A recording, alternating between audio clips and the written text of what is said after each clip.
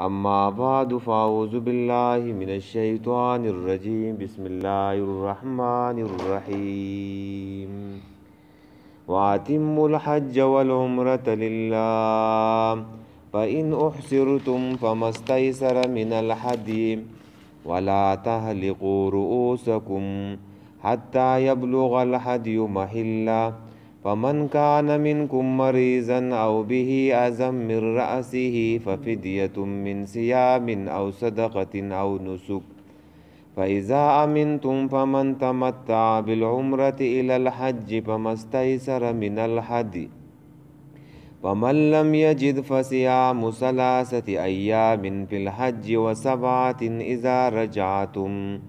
تلك 10 كاملة ذلك لمن لم يكن أهله حاضر المسجد الحرام واتقوا الله واعلموا أن الله شديد العقاب.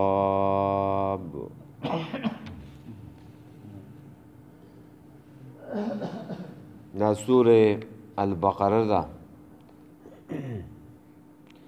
او دا آیات نمبر دے 196. په دې آیات کې احکام د حج او د عمرې بیانېږي.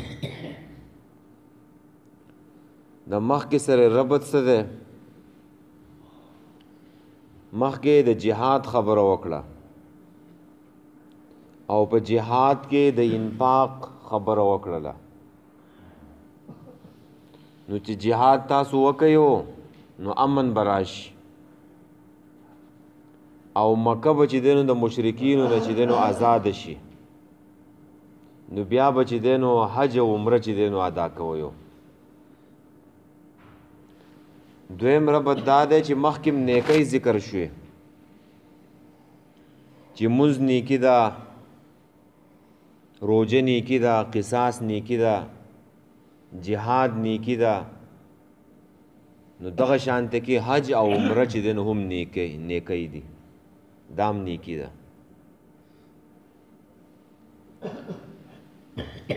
حج واتم الحج او پوره کوي حج. حج چې دی نو فرض دی، په عمر کې یو ځل چې دی نو دا فرض دی. په اتفاق د علماو سره او په عمره کې اختلاف دی، خو راجح قول د علماو نه هغه دا دی چې عمره چې دی نو هغه سنت ده. عمره سره سنت ده او د حج د پاره چې دی نو بیا خاص ورځې دي، 8 د ذوالحجې نه واله تر 14 پورې، 8 9 10 11 12 14 او عمره خو چې دی نو کالو سر کېږي، ټول کال کې چې دی نو کولی شي او د حج د پاره دا خاص ورځې دي. د حج معنی ده قصد کول او اراده کول، لغوي معنی ده او په اصطلاح د شریعت کې دی ته وایي چې د الله کور ته په خاص ورځو کې د 8 نه واله تر 14 پورې د حج او د عمرې په نیت باندې چې دی نو سړی لاړ شي او ارکان د حج چې دی نو ادا کړي،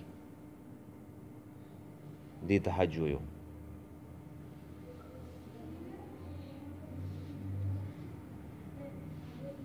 او نبی علیہ السلام فرمایلی دي چې حج چې دی نو فرض دی په صاحب استطاعت والو باندې چې څوک طاقت د لارې د خرچې لري، چې کورم سپری دی او هلته چې دی نو لاړ شي واپس کور ته راشي. که دا سړی دی او که دا زنانه نو په دې باندې حج فرض دی. او که چې په چا باندې حج فرض شو خرچه ورسره راله او حج یې ونه کو، نو دا الله رسول وایي یا به یهودي مړ کېږي یا به عیسائی مړ کېږي. نو حج د ارکان اسلامونه پنځم نمبر چې د نو رکن دی نو دا پکار دی دا د بوډاوالي شی دی په ځوانۍ کې سړی وکړي نو خوند کوي په ځوانۍ کې بس حاجي سړی بل ته ورپشا شوی او بل چې دی نو ګرځیو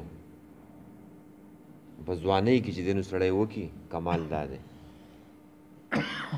او چې په صحیح طریقه باندې حج وشي نو دا سړی چې د حج نه راواپس کیږي او نافرمانی ګناهونه پکې نه کړي نو دا د ګناهونو نه دې صفا شوی لکه ماشوم چې نوی پیدا شي چې څنګه د ګناه نه صفایي نو دا مسایلو بیانېږي او دا به راځي او دا به زده کوو واتم الحج او پوره کوي حج والعمره او عمره لله د پاره د الله پوره کول څه ته وایو حج پوره کوي عمره پوره کوي نو پوره کول دوه قسم دي یو پوره کول دا دی سړی حج عمره چې دنه شروع کی احرام وتړي نو دا به سر ته رسي ګوره دا به سر ته رسي نو دا پوره کول دي عمره کول سنت دی ګوره او چې یو ځل د شروع کړه احرام دی واغوستو او لبیک بالعمره دا دی وویلله نو دا فرض شو ګوره ها دا به سر ته رسي نو یو پوره کول دا دی او مشهور د احناف قاعده د فقه لازم النفل بالشروع چې نفل د شروع کړه نفل منځ دی یا نفل روزه ده نو دا فرض شو بیا نفل په شروع کولو سره فرض کیږي چې یو ځل نیت وتړو دا وې پوره کې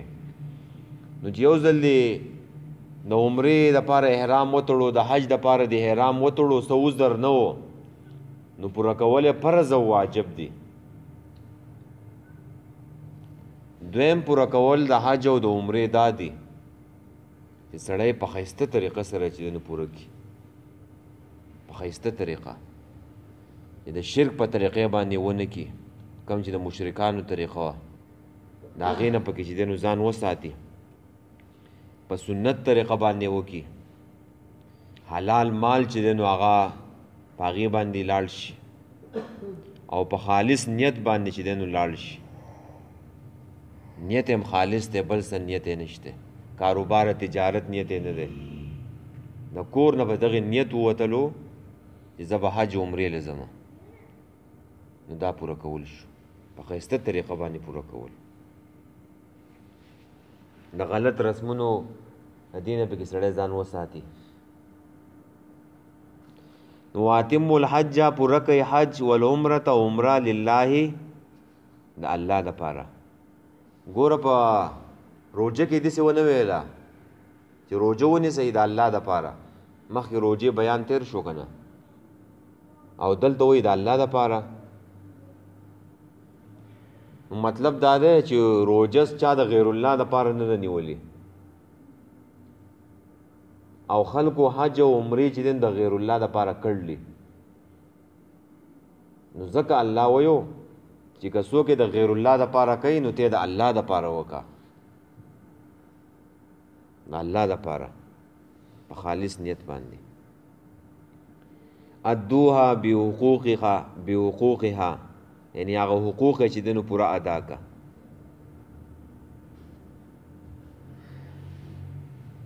نو روجه لیکن حج و عمره خو چې دنو وستا شروع کړه فرض شو نو وس پکې اوس در راغی نو وس پس کې احرام دی اغوسته او د عمرې د پاره د حج د پاره پاین او سرتم وس بند کړی شوې عذر دی عذر څه شی دی چې هغه د بیماری د وجې نه سړی پاتې شي یا د دشمن یره ده یا بادشاه دی او زور پې کوي او حج ته چې دی عمرې ته چې دی نو نه پرېږدي نو د هغې دپاره به څه کوې نو هغه قرآن دا بیانې په مستۍ سره من الهدي نو لازم دی په تاسو باندې هغه چې آساني د هدیې او د قربانۍ نه. نو په کوم ځای کې چې ته بند کړی شوې حج عمرې له روانې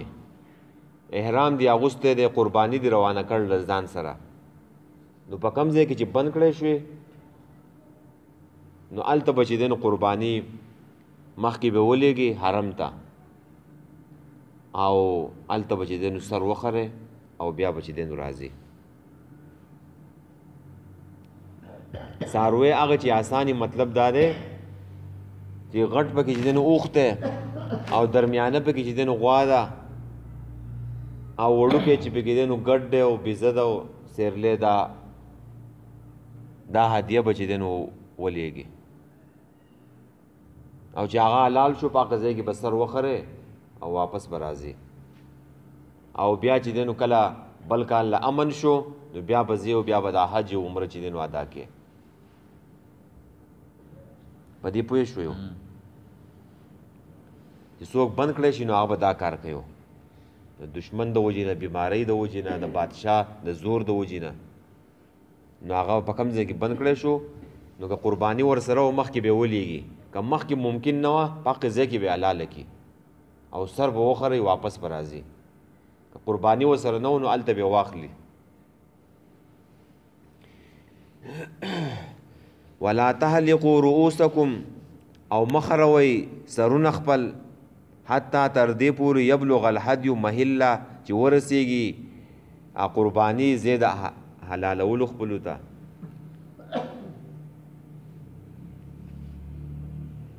یو خو امام مالک او امام شافعي دا وایي چې په کوم ځای کې سړی بند کړی شو او د ځان سره قرباني چې دی نو روانه کړي نو دا قرباني به حرم ته ولېږي چې هلته ذبح کړی شي نو دا به دلته یخته چې دی نو وخوریو احرام به کوز کړي واپس به راځي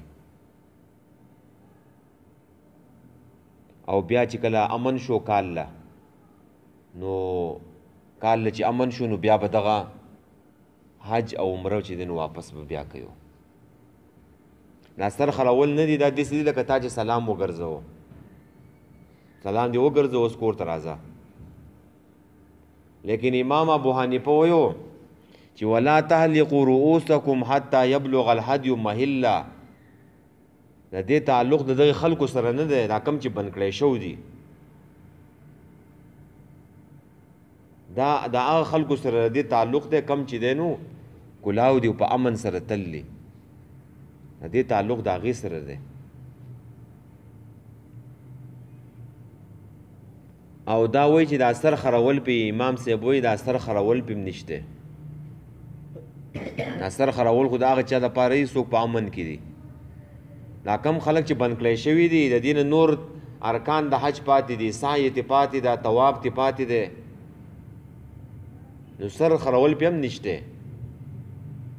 په هغه ځای کې به قرباني حلاله کړي واپس به راځي. امام صاحب وایي د دې مطلب دا دی یو سړی حج ته لاړو په امن کې نو یخته به کله خریو چې کله قرباني وکړی شي،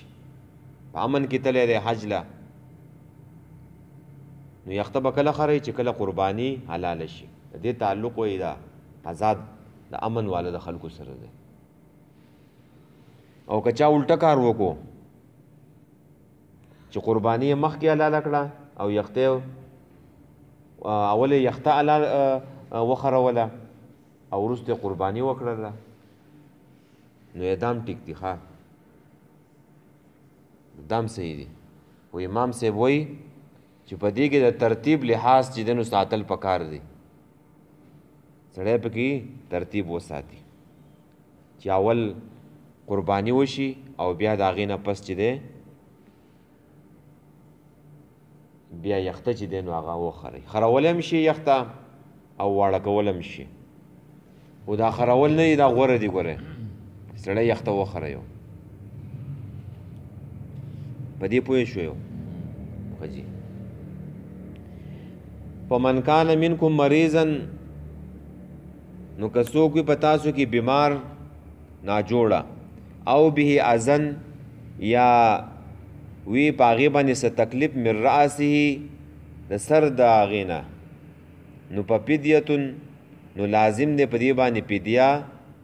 من صیامن د روجو نه او صدقتن او یا د صدقې نه او نسکین یا د قربانۍ نه. دا د بخاري حدیث دی او امام مسلم راوړی دی په کتاب الحج کې چې دا کعب ابن عجرة رضی الله تعالی عنہ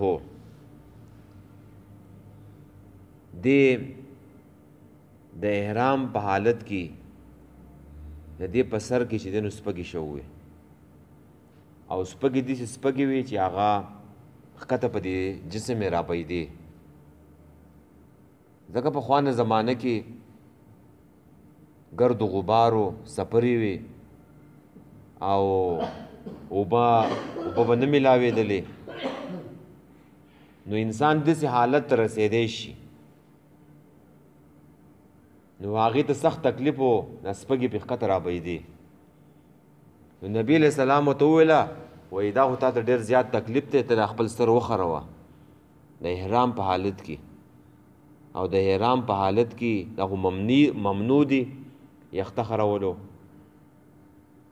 نو بیا ورته نبي علیه السلام وویله چې ته یخته وخروه او دا فدیه چې دی نو ورکه. فدیه څه ده؟ یا 3 روجې دي یا صدقه ده 6 مسکینانو ته په حکم 2 سیره وړه ورکه وریجې ورکه یا د هغې متعلق پیسې او خوراک ورکه او نسکین یا قرباني ده یو ګډ ورکه اوښ ورکه چې هغه پکې ته کم یو کولی شي.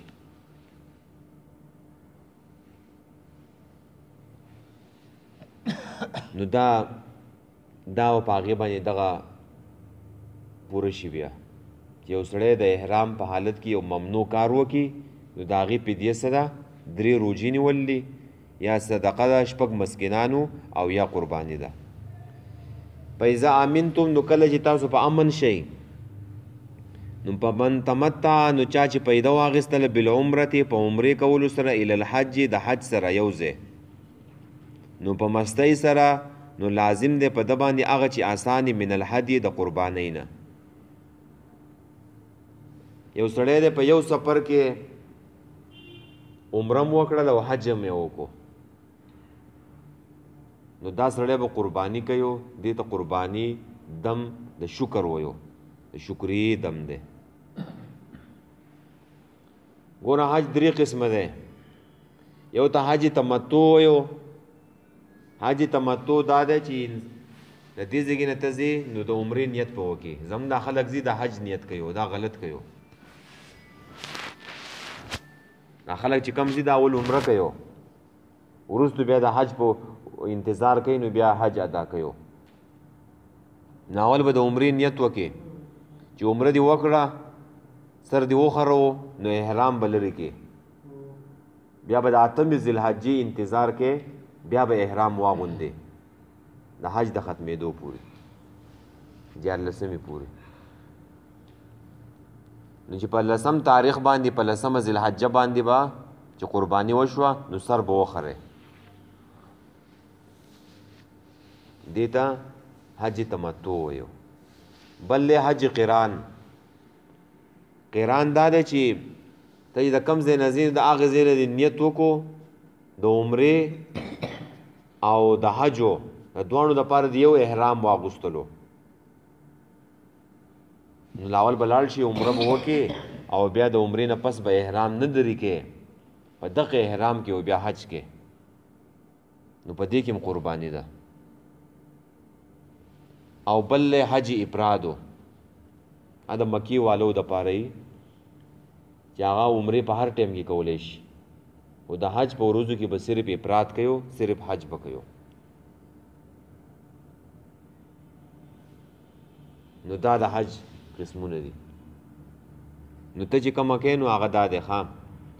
چې دې ځای به د عمرې نیت وکړې نو عمره دې وکړله بیا به حج انتظار کې نو په دې کې بسې په دې کې به ته قرباني کې قرباني دا دم د شکر دی چې تا په یو سفر کې 2 عبادتونه وکړله و شکر ادا کا او د الله لپاره قرباني وکا خجی فإذا امنتم نو کله چې په امن شئ نو په من تمتع چا چې پیدا واغستله بالعمرة په عمرې کولو سره الی الحج د حج سره یو ځای نو په مستی سره نو هغه چې آسانی من الحد نو لازم دی په تاسو باندې هغه چې آسانی من الحدی د قربانی نه وسو قربانی بیا نه مومي پیسې ورسره نشته نو څه به کوو اوس به بیا به دا کې په من لم یجد نو څوک چې بیا نه مومي قربانی یا اوس پیسې نشته نو بیا به څه کوو په صیام روجې دي ونیسي ثلاث ایام 3 روجې په الحج په حج کې د حج په دې ورځو کې 3 روجې ونیسي و سبعة او روجې اذا رجعتم کله چې تاسو واپس شئ کلی ته نو تلک عشرة کامله دا لس پوره کامل شوي لس پوره شوي یعنی کامل اجر بل الله درکې د قربانۍ د نه کولو پوره ثواب بدل درکې نو الته به کې بیا چې ته روژه نیسې په حج په ورځو کې نو بیا شپږمه ونیسه د ذوالحجې ومه ونیسه او اتمه ونیسه نهمه به نه نیسې ځکه په نهمه باندې خلک عرفات ته ځي او هلته دعاګانې ډېر غوښتلي نو ته چې روژه ونیسې نو ته به څه دعاګانې وغواړې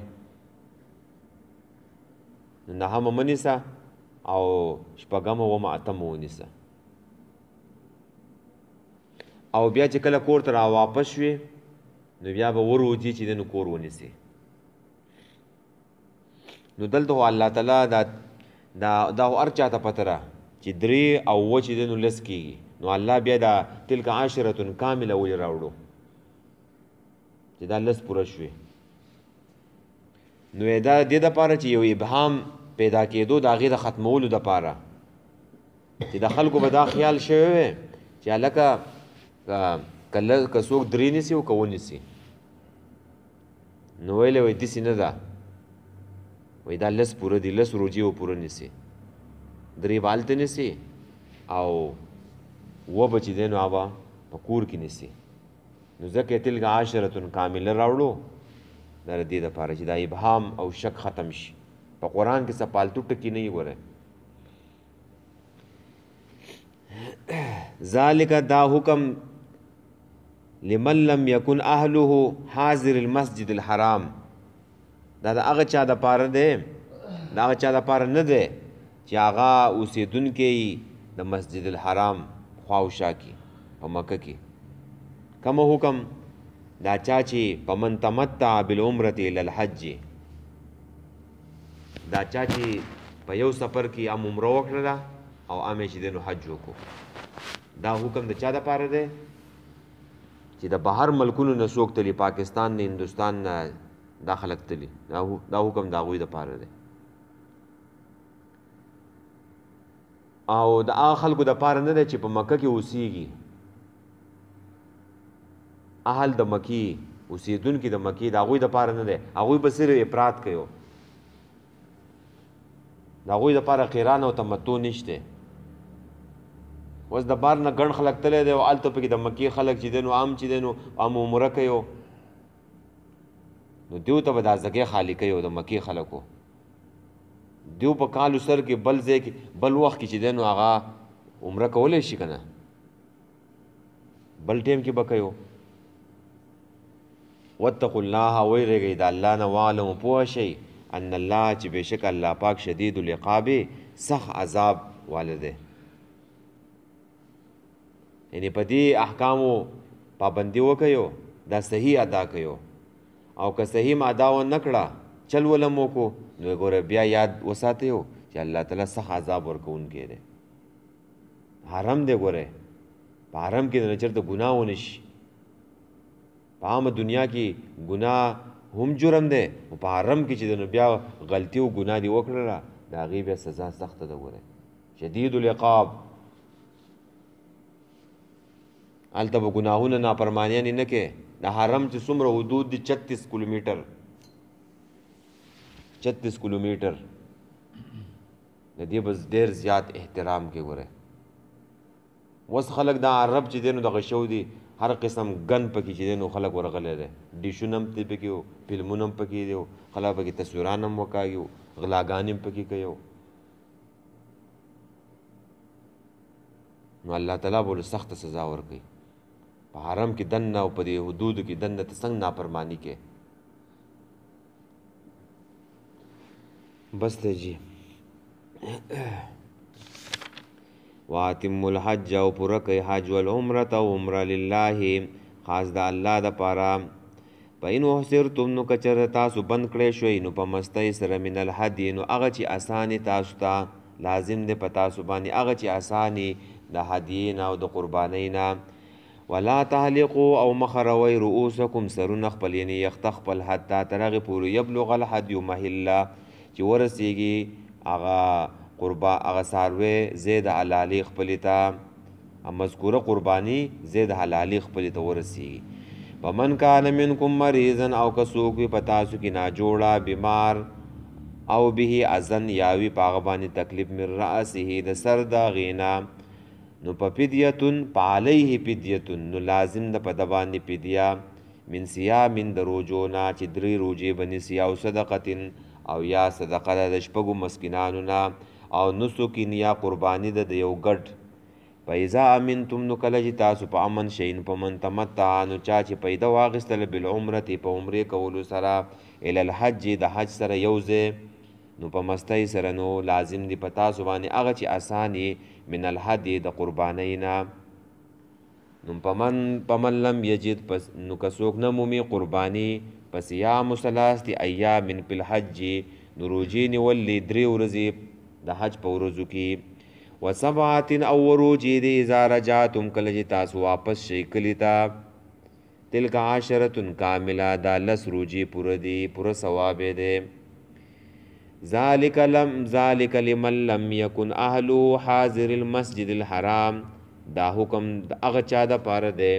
چې نه یې هغه کور والا اهل او اوسیدونکي د مسجد الحرام د مکې کې اوسیدونکي نه واتقوا الله ویریږئ د الله نه واعلموا پوه شئ ان الله چې یقینا الله پاک شدید العقاب سخت عذاب واله دی وایي یو کس وایي محمد برخانه